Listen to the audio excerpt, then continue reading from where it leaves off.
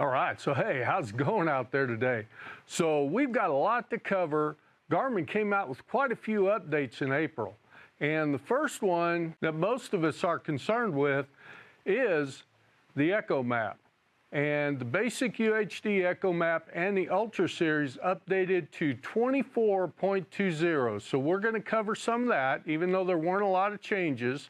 We're also going to go over quick draw contours and the contributions that you guys make when you turn those on and you share those with the community. So I think that's worth going over a little bit. They kind of put it in writing what they're doing with them now. And we're going to go over a little bit more on the UHD2 and the advancements they're making in that and how it's probably going to be the future of the ECHOMAP series. So let's go ahead and get started. First thing is version 24.20. I really didn't see a lot of changes. I went through and updated the spreadsheet. And for those of you who haven't subscribed yet, I've got this spreadsheet with all the settings on it. And it's really handy because it's a quick reference that you can just keep on your boat and document your settings and changes that you've made.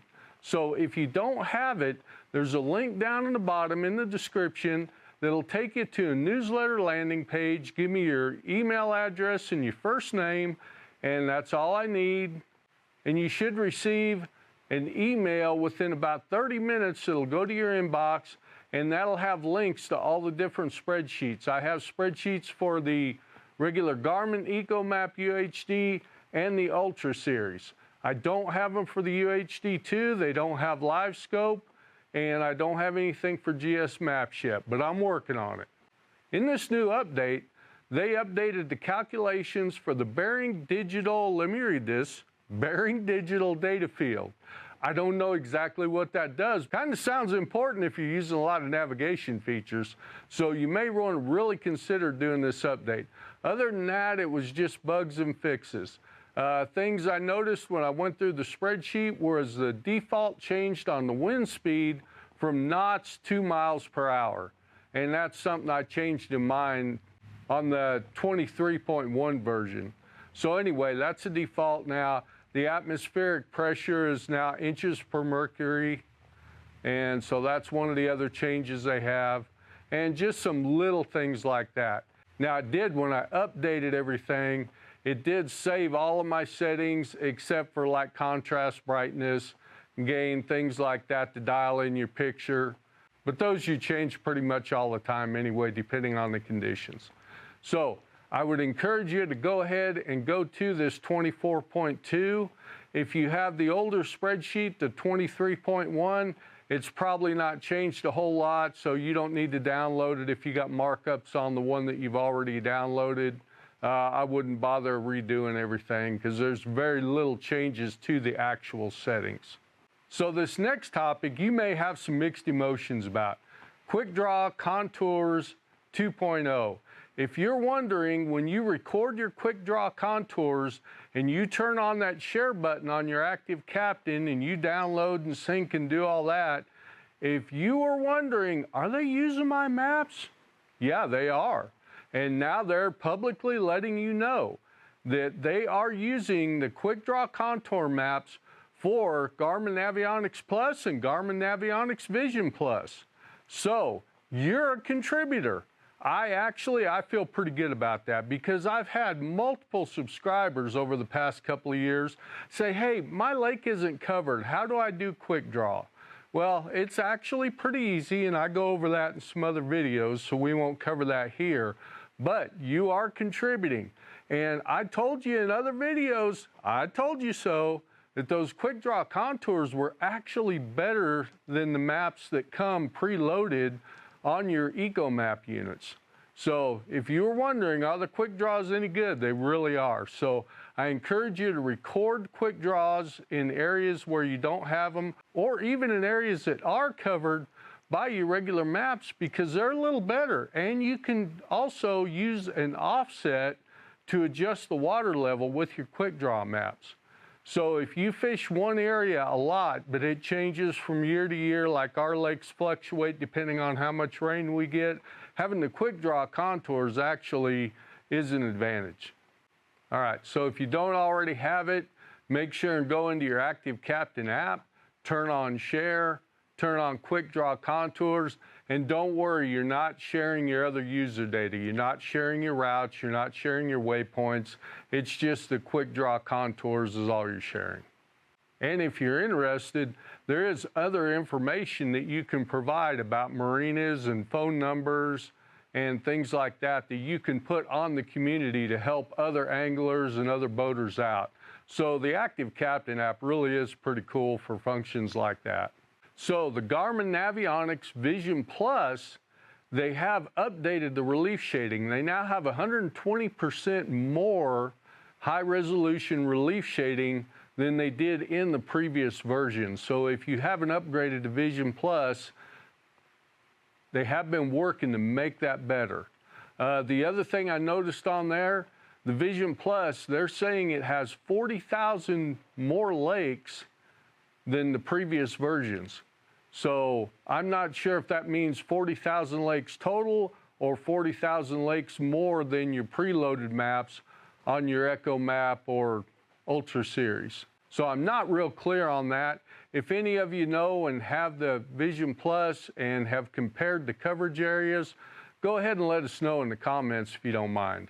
And speaking of that, if you want to know if your lake's covered by Vision Plus or any of the other map series, go here to this coverage and it'll show all the different lakes that particular product covers.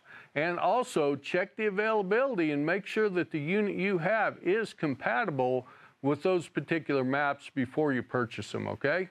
And you can get those on an SD card, or you can go ahead and just download them with your Active Captain app. Oh, and hey, I almost forgot to mention, for you guys who are already subscribers, the links to the new spreadsheet came in the newsletter that came out about a week ago. So if you don't have that newsletter, if you didn't open it up and you've already deleted it, go ahead and email me at doubletfishing@outlook.com and I'll send you those updates if you want them, okay? Remember, if you email me, let me know whether you have a regular ECHOMAP UHD or you have an Ultra Series, because they're two different sets of sheets. All right, so let's go ahead and talk about the UHD2 a little bit.